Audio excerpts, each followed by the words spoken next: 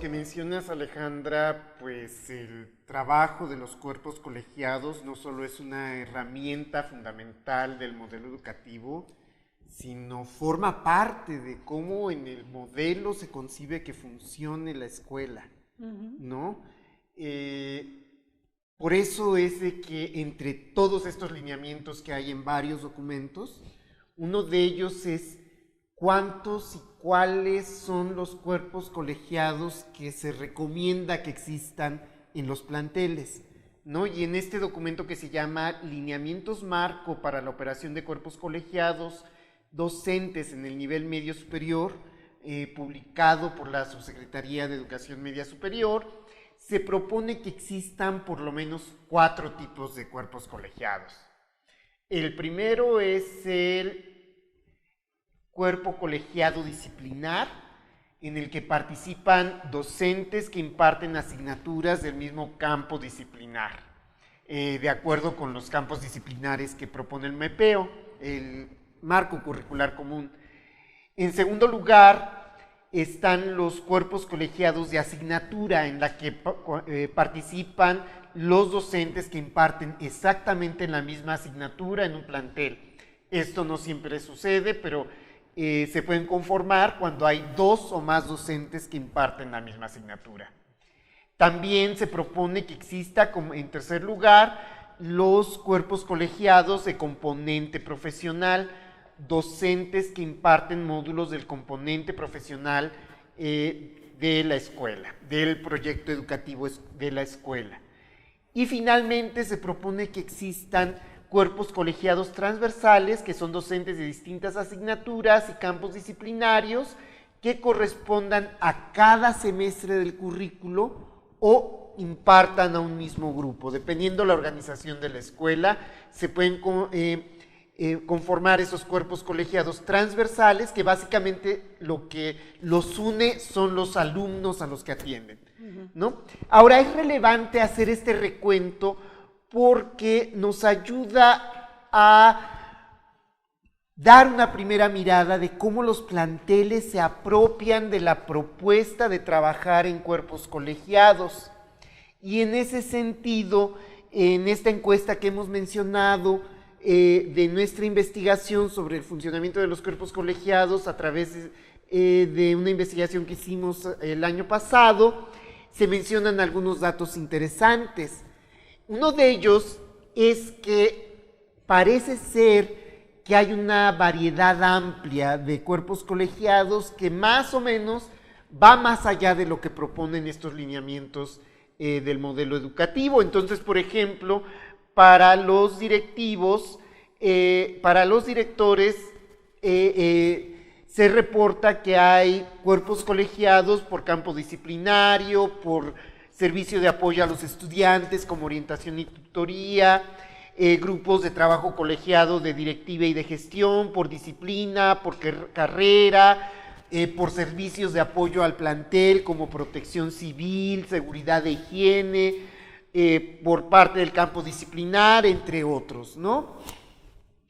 Por parte de los docentes, los cuerpos colegiados que se reportan están más orientados a la enseñanza, y entre ellos se mencionan por campo disciplinario, por disciplina, por carrera, por servicio de apoyo a los estudiantes también, por grado, que ahí coincide con el grupo de trabajo transversal mencionado en los lineamientos, por componente de formación, por parte de asignaturas del mismo campo disciplinario, por subárea de carrera, por varios campos disciplinarios, por directiva y de gestión, entre otros.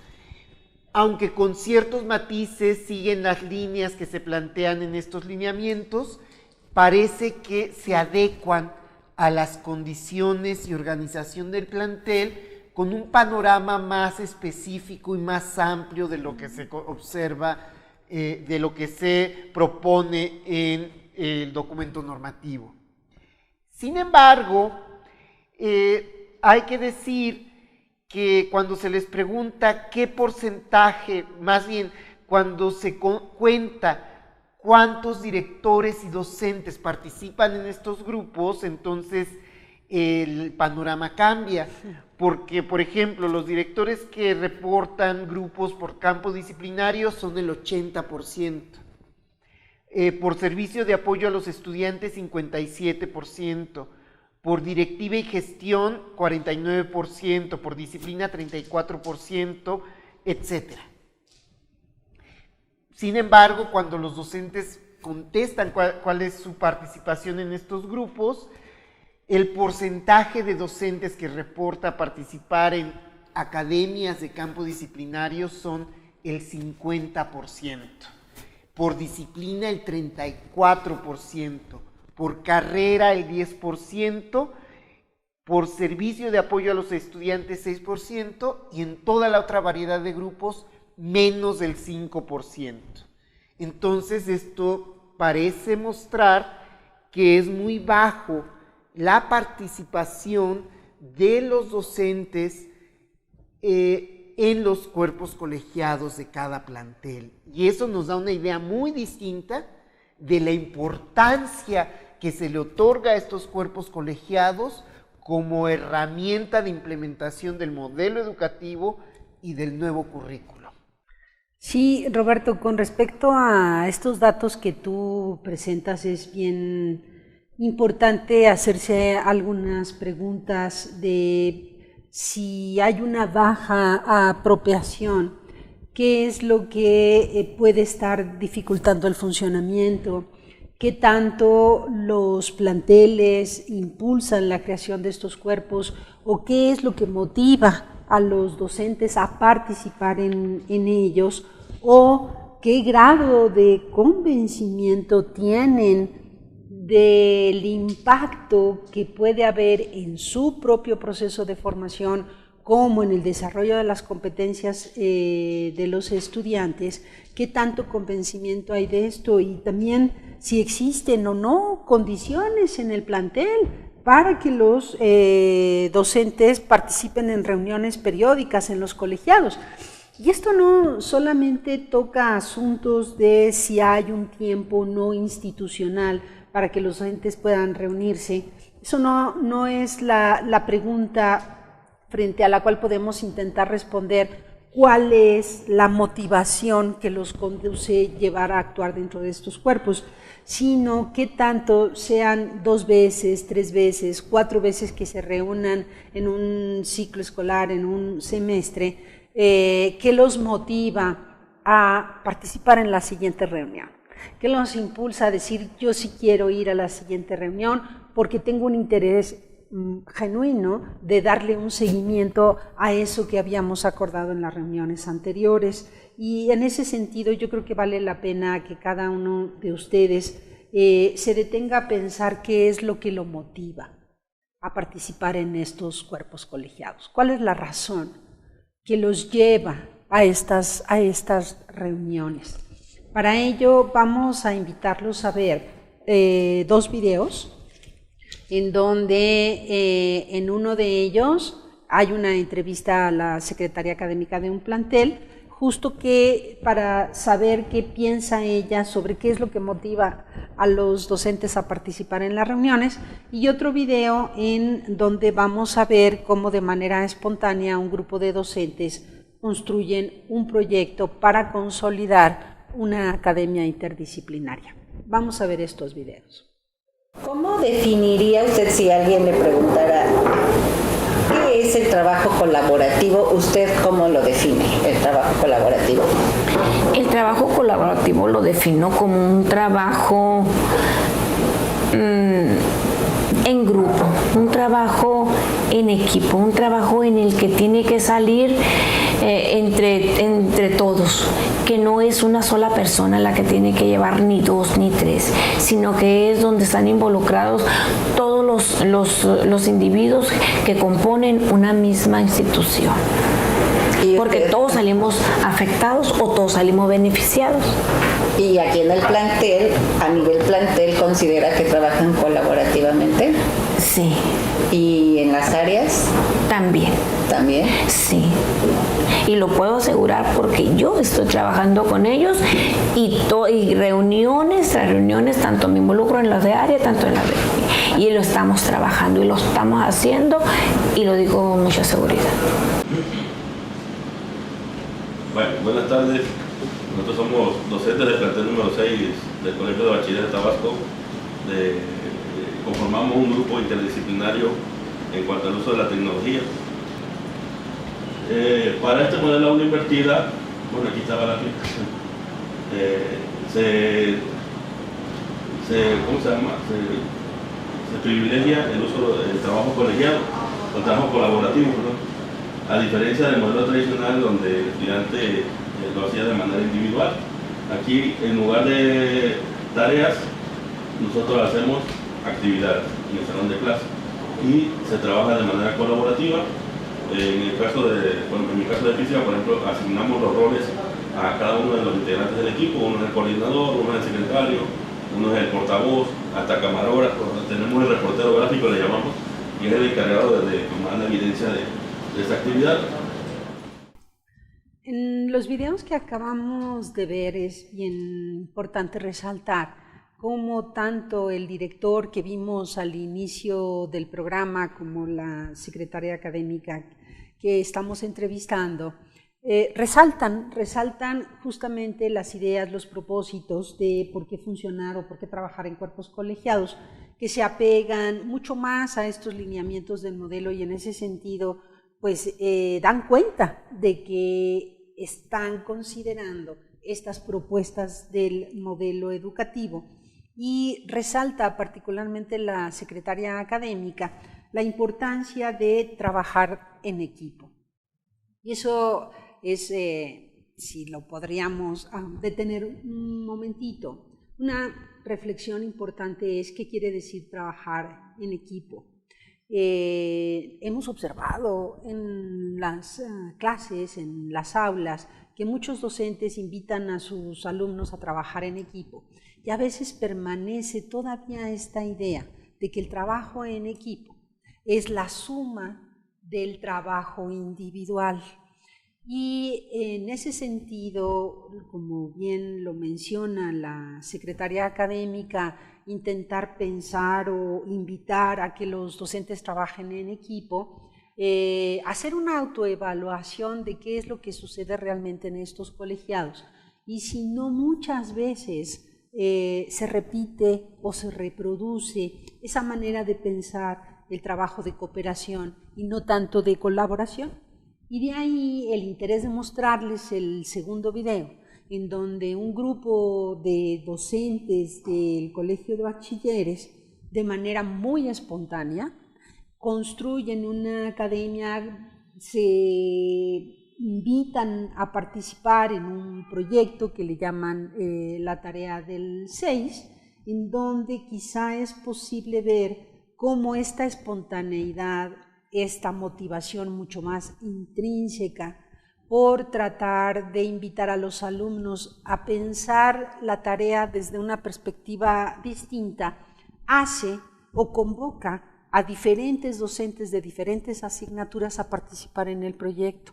Entonces, me parece importante como destacar que si bien es cierto el trabajo en equipo, habrá que seguir pensando qué tanto lo que proponemos de trabajo en equipo en el aula lo reproducimos, lo revertimos a la hora de trabajar con otros colegas en los cuerpos colegiados.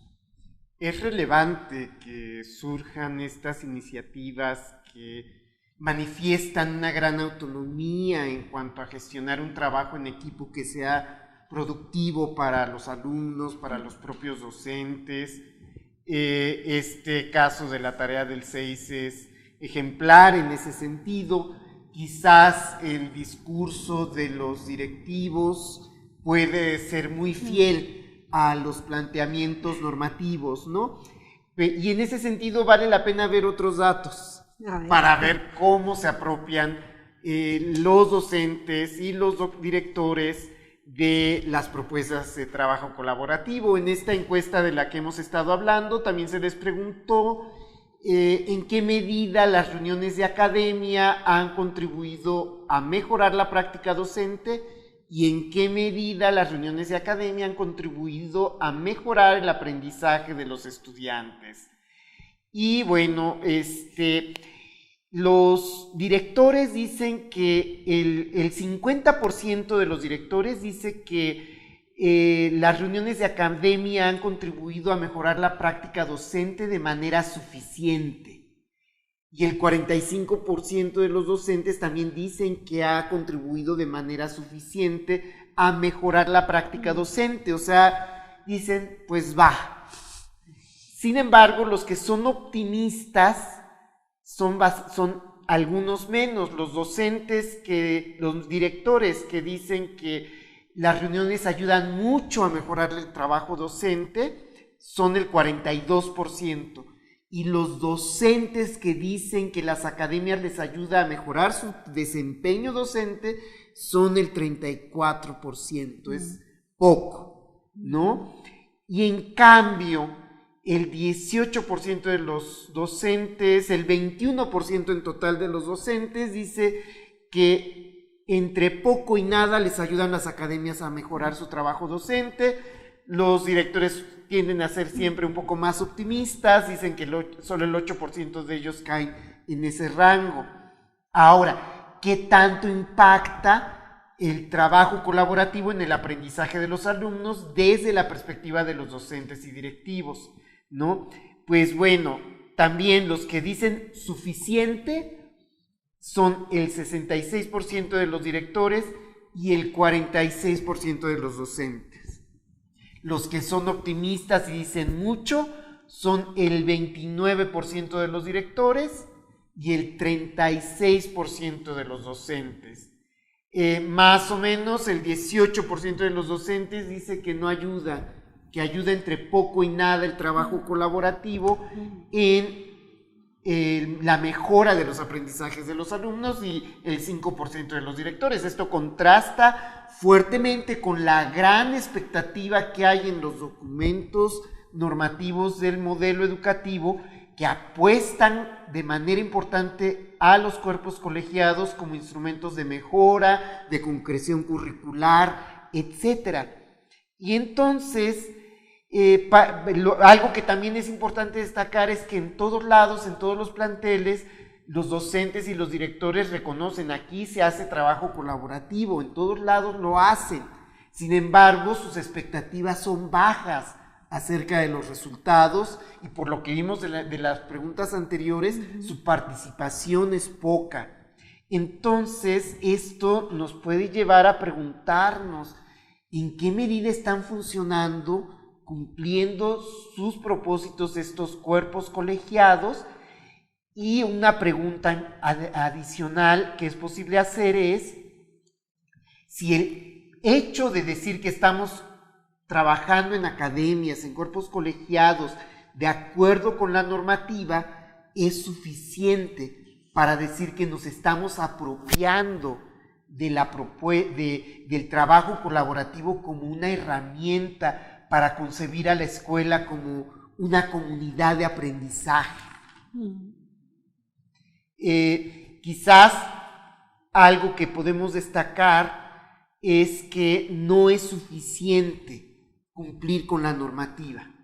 Hace falta no solo echarle ganas, como se diría muchas veces, sino estar convencidos y tener una comprensión de la manera en que el trabajo colaborativo puede cumplir sus funciones. Y eso implica ver con más claridad y honestidad cuáles son los recursos que aporta el trabajo colaborativo para la mejora de la práctica docente, para la mejora del plantel, para la formación de los propios docentes. Sí, Roberto, nada más para cerrar este apartadito, sí me gustaría como señalar que las estadísticas que estás dando pues no son solo unos números, porque, bueno, podrían ser números y no muy alentadores, pero yo creo que lo importante es como profundizar por qué dicen eso, ¿sí? ¿Por qué dicen que no hay un impacto en la mejora de procesos y de aprendizajes? Y en ese sentido pareciera que no están cumpliendo los propósitos, ¿no? A continuación vamos a ver cuáles han sido, en lo reportado, en lo que hemos estudiado, los propósitos, las temáticas que se desarrollan en estas reuniones colegiadas. Bueno, para seguir profundizando un poco en esta idea de cómo es que estos cuerpos colegiados apoyan la práctica docente en el aula y entender un poquito las propuestas de objetivos, temáticas que se trabajan en ellos, tenemos en el documento de lineamientos marco para la operación de cuerpos colegiados docentes en el nivel medio superior, publicados en un breve resumen, pues algunas sugerencias de cuáles pueden ser los grandes temas que aglutinan el trabajo colegiado en estos diferentes 4 grupos que tú mencionaste anteriormente. Y esos grandes temas tienen que ver con la organización del trabajo colaborativo, con el diseño de situaciones de enseñanza, con el aprendizaje de los estudiantes, con entender o favorecer ambientes para el desarrollo de habilidades socioemocionales, con cuestiones de gestión escolar y con la propia formación docente.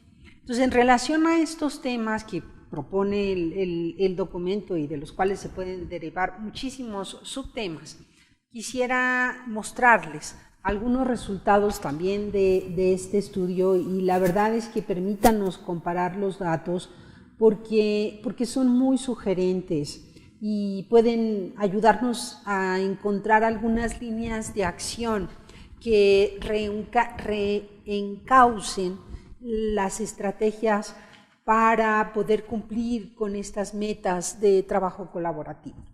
Fíjense que preguntamos también a directores y docentes cuáles eran los principales temas o propósitos que los llevaban a estas reuniones de academia, y el 84% de los directores nos señala que se tratan de generar estrategias de evaluación y seguimiento al aprendizaje de los estudiantes. Nos hablan también de revisar programas de estudio y darles concreción a las características del plantel para el desarrollo de los alumnos en un 37%, y plantear situaciones didácticas para el desarrollo de las competencias de los estudiantes en un 58%. Siempre las estadísticas bajan un poco cuando los docentes son quienes reportan los datos, pero lo interesante es que, fíjense, solo el 13% de directores y 10% de los docentes señala que los propósitos de trabajo colegiado consisten en evaluar el desempeño docente para implementar estas estrategias que contribuyan a mejorar su práctica. Y a mí estos datos me hacen pensar que sin duda las reuniones colegiadas sí abordan el propósito de tratar asuntos vinculados con el estudiante para diseñar situaciones didácticas, para entender cómo evaluarlos. Pero fíjense que el 13% de directores y 10% de docentes pues mandan como al último propósito la evaluación del desempeño de estas situaciones en el aula. Y este dato es bien sugerente en ese sentido. Permítanme recalcar la idea de que estos datos son muy importantes, no solo porque muestran la realidad de lo que está sucediendo en los planteles, sino porque nos ayudan a trazar líneas de acción, a reorientar la manera en la que se pueden trabajar estas temáticas en el aula. Es decir, Si los docentes se reúnen para planear situaciones didácticas, para dosificar sus contenidos, para desarrollar estrategias de evaluación, pero no se reúnen para evaluar el desempeño de esas situaciones que se diseñaron en esas reuniones, es difícil articular buenas estrategias de evaluación de los estudiantes. Entonces creo que los datos nos permiten reorientar cómo trabajar estas temáticas a la luz de un seguimiento, dado que el modelo también nos invita a pensar a los cuerpos colegiados como la experiencia privilegiada para compartir experiencias entre los pares, qué me funcionó, qué no me funcionó. Te invito al aula para que me observes, para que realimentes si lo que acordamos en el diseño de estas situaciones didácticas está conducido de una manera o de otra. Entonces, creo que es difícil apoyar a los alumnos en estos espacios sin dar seguimiento a la evaluación de lo que hace el docente. Entonces, tan importante es evaluar y apoyar lo que hace el estudiante, como evaluar lo que hace el docente. Y quizá esto pueda ayudarnos a pensar en una manera distinta de trabajar estas temáticas. Por lo que hemos revisado hasta ahorita, pues el funcionamiento de los cuerpos colegiados es relevante para implementar una forma de entender los procesos educativos que posibiliten una mejora de la calidad de la educación que se ofrece a los alumnos, y en ese sentido creo que los documentos son muy claros de decir cuáles son las ventajas y beneficios del trabajo colaborativo de los docentes, de dar lineamientos de por dónde deben ir, y la pregunta que puede surgir ahorita es cómo fortalecer y dar sentido a los cuerpos colegiados, ¿no? Algunas pistas están en los propios documentos normativos y menciono algunas, ¿no? Por ejemplo, promover el análisis de experiencias exitosas y no tan exitosas y la discusión sobre su impacto en el plantel. Romper el aislamiento de la tarea docente para hacer un trabajo transversal y hacer además este acompañamiento de un docente a otro en el que compartan observaciones, realimentaciones sobre sus aciertos y errores. También salirse del aula para hacer la transversalidad, para lograr una transversalidad e interdisciplinariedad de las situaciones didácticas, analizar y discutir ejemplos de procesos didácticos, de productos integradores que permitan orientar la práctica didáctica y particularmente que los propios docentes aprendan a ser orientadores y tutores que guíen el desarrollo de los alumnos más allá de la enseñanza de su propia asignatura.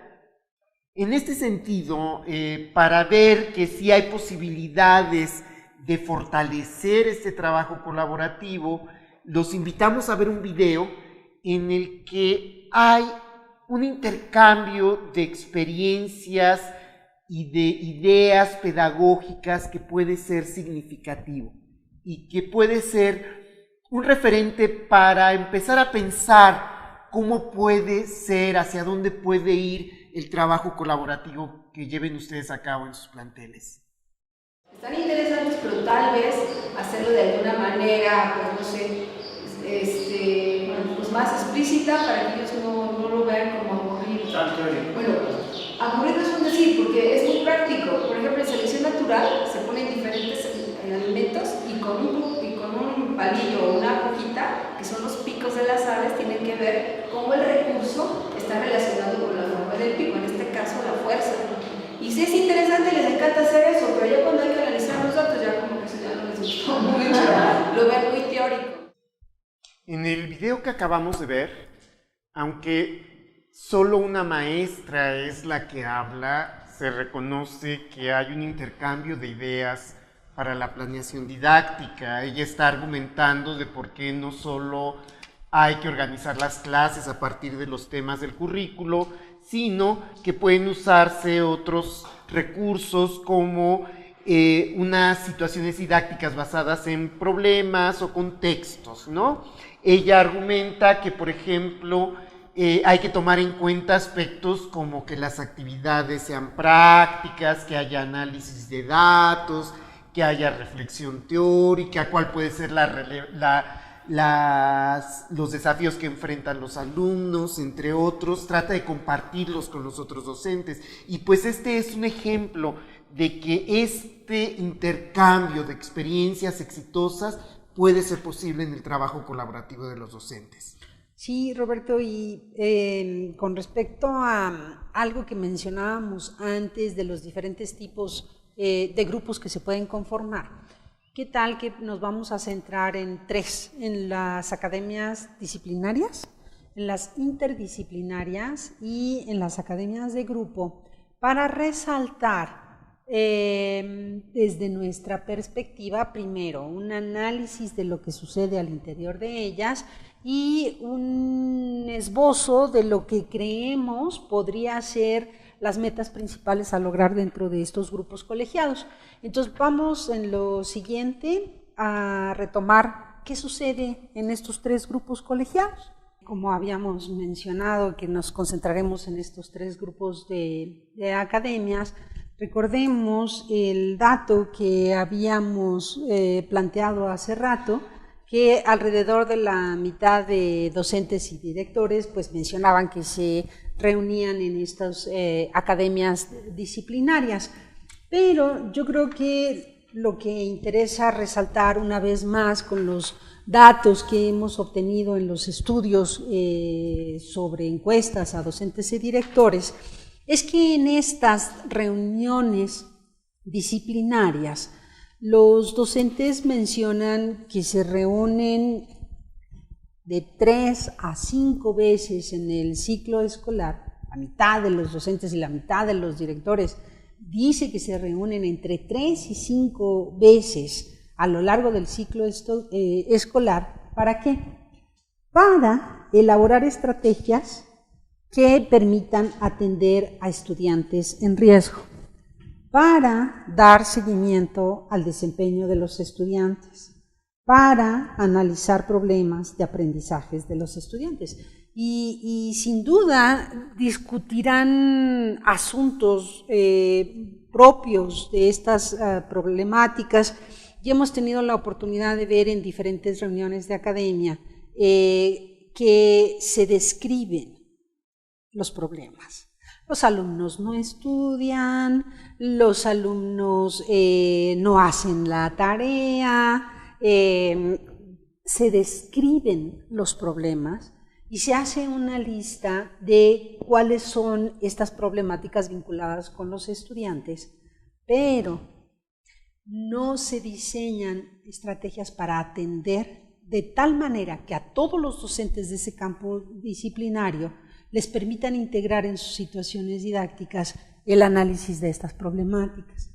Y vemos que casi nunca o menos de 2 veces un porcentaje importante de docentes y directores señala que se pueden llegar a reunir para un estudio compartido de textos sobre enseñanza y aprendizaje, para analizar el desempeño de los docentes o para elaborar propuestas que les permitan hacer una revisión bibliográfica de desarrollo de los contenidos disciplinarios. Entonces, esto sí sugiere un poquito que estas academias disciplinarias, pues evidentemente no son grupos de estudio, pero tampoco se aprovechan esos espacios para tratar asuntos con la formación docente y pensar, se usa más para pensar qué sucede con los estudiantes.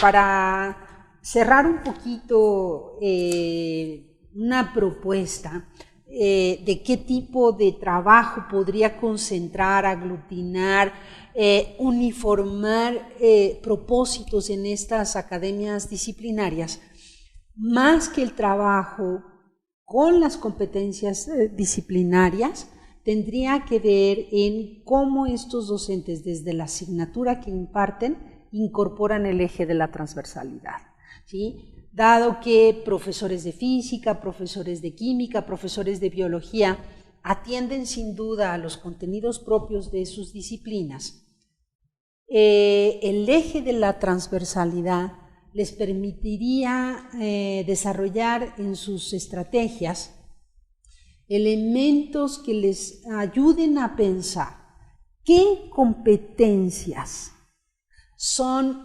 comunes a estas asignaturas, que le ayuden a sus estudiantes a entender el sentido del campo disciplinario. Y en ese sentido, creo que lo que importa resaltar es que uno de los principales objetivos del trabajo en las academias disciplinarias es comprender este eje transversal y creo que distinguirlo de la interdisciplinariedad. En lo que tú mencionas hay una diferencia sobre interdisciplinariedad y transversalidad sobre la que hay cierta confusión. Y es relevante un poco especificar qué es cada cosa para distinguir la función entre una academia disciplinaria, que como tú dices puede estar centrada en la transversalidad, en la búsqueda de competencias comunes que tienen las diferentes asignaturas, y la academia interdisciplinaria, en la que asignaturas de diferentes campos disciplinarios incluso pueden tocar un tema, un objeto de estudio, un problema, desde los diferentes puntos de vista desde los que puede ser abordado ese problema, ese tema, ese objeto de estudio, ¿no?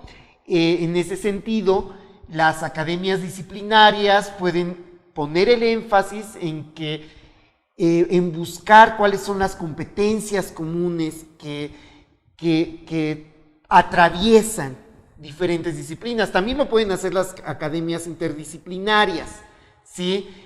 Porque a final de cuentas algunas competencias genéricas como la capacidad de comunicarse de manera eficaz, precisa, clara, va a estar presente en diferentes asignaturas y campos del conocimiento, y va a ser algo que para cumplir sus propósitos, para abordar objetos de conocimiento, va a manifestarse, ¿no?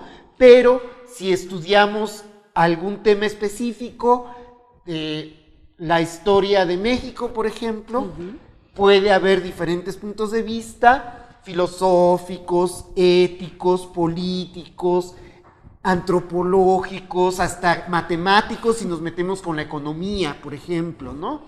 Y ese, en cierta manera, es el propósito de las academias interdisciplinarias, poder abordar objetos de conocimiento vinculados a la realidad o al saber experto que rebasan los límites de las asignaturas y los currículos oficiales, ¿no? Para que la enseñanza pueda ser contextualizada de manera pedagógica, es importante que existan espacios de discusión en la que los docentes intercambien puntos de vista sobre lo que puede aportar cada campo de conocimiento para construir una situación didáctica. Y en ese sentido, los invitamos a ver un video en el que se puede ver una escena de una academia en la que hay trabajo interdisciplinario. Veamos el video. Faltamos nosotros en el área de matemáticas, que en este caso es álgebra. ¿Sale? Se nos está, bueno, de por sí es un poquito complicado, ¿no? Pero estábamos ahorita platicando aquí con las compañeras y la forma en cómo lo vamos a ligar es de que, por ejemplo, en el álgebra hay la combinación de números con letras, ¿no? Y lo que vamos a realizar es lo siguiente. Por ejemplo, usted ahorita estaba mencionando que va a ocupar 2 rejas, 4 kilos de tierra, fertilizante, las semillas. Entonces ahí lo que vamos a hacer nosotros es hacer la conversión. Por ejemplo, si son 2 rejas, serían 2 R, ¿no? 4 kilos de tierra, 4 T, ¿no? Y ya después vamos a construir la expresión y después vamos a sustituir lo que costó para conocer el costo total del proyecto que ustedes quieren echar a andar. En el trabajo interdisciplinario es posible diseñar, planear situaciones didácticas como los proyectos interdisciplinarios o pensar en productos integradores, que son los que se proponen ahora en los planes y programas de referencia del marco curricular común, como espacios en donde se puede dar la interdisciplinariedad que acercan a los alumnos a objetos más reales, más asequibles para ellos, pero en los que están presentes los distintos campos, las diferentes asignaturas, y esto implica un trabajo de análisis de los contextos, de análisis de las propias asignaturas, de diálogo para ver qué es lo que aporta cada perspectiva, etcétera, ¿no? Y en ese sentido, conviene pensar en que las propias academias disciplinarias puedan funcionar como en red, ¿no? Y no solo a partir, porque las academias interdisciplinarias o se construyen cuando son varios docentes que trabajan con el mismo grupo o que están atendiendo el diseño y la implementación de un proyecto interdisciplinario,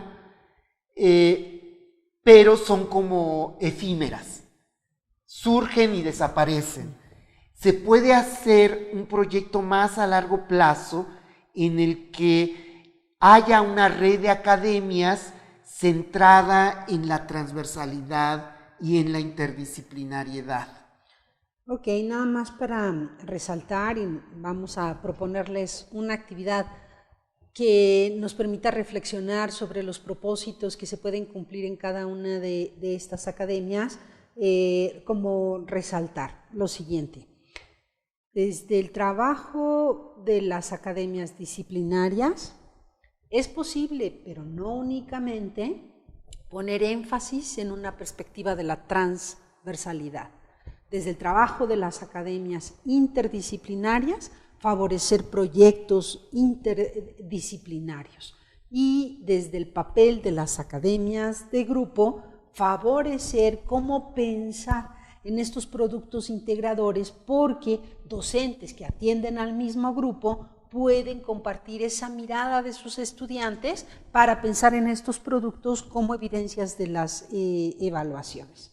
Entonces, los queremos invitar a que realicen la actividad 2, que, como tú bien señalas, consiste en pensar que incluso estas academias funcionen de una manera más integral. Es decir, y en ese sentido la red de academias entre las disciplinarias, las de grupo y las interdisciplinarias, pensando en qué medida proyectos integradores o proyectos que van más allá de una disciplina incorporan competencias disciplinarias, sí, por supuesto, para entender al objeto de estudio que se va a trabajar, y lo señalo por lo siguiente. Hemos tenido la oportunidad de observar en muchos planteles cómo estos proyectos interdisciplinarios más bien consisten en qué le toca al docente de la asignatura de matemáticas, al docente de la asignatura de química o biología, aportar desde sus programas de estudio para un proyecto integrador. Y quisiéramos que diéramos un girito a esa perspectiva en la que no solamente se trata de si yo voy a pedirle al docente de inglés que colabore en nuestro proyecto, pues pedirles a los estudiantes que traduzcan el texto que se va a realizar al inglés, O si quiero pedirle al profesor de taller de lectura y redacción que se incorpore en el proyecto, pues que le enseñe a los estudiantes a elaborar un ensayo. Quisiéramos pensar que en esta actividad vean cómo poder construir una red de academias en donde en esa red ustedes definan qué tipo de competencias disciplinarias pueden ser compartidas en el proyecto que justifiquen la presencia de un docente que imparte esa asignatura. Y no al revés, voy a invitar al profesor de inglés y luego pienso cuál es la competencia que este profesor nos puede ayudar a desarrollar en el proyecto. En esta red en donde yo entiendo cuál es el sentido y el objeto de un proyecto o del objeto de un estudio, más bien analizo cuáles son esas competencias disciplinarias que se requieren y entonces invitamos a los docentes a colaborar en un proyecto interdisciplinar. Y por otro lado, ¿qué tanto las competencias vinculadas, por ejemplo, a la lectura y la escritura, y no porque sí, son el eje medular de las competencias transversales prácticamente en todo programa de estudio? ¿Qué se requiere de comprender un texto o de redactar? No para hacer un producto específico, sino para aportar a la comprensión de ese estudio. En el proceso de la lectura de un ensayo, en el proceso de elaborar una síntesis, desde la competencia de la lectura y de la redacción, cómo y qué se exige en cada una de estas asignaturas. Entonces, los invitamos a realizar esta actividad para que traten de armar una red de academias que le dé sentido a las competencias transversales y a la integración de las interdisciplinas. Los invitamos a que realicen la actividad 2. Secretaría de Educación Pública, Gobierno de la República.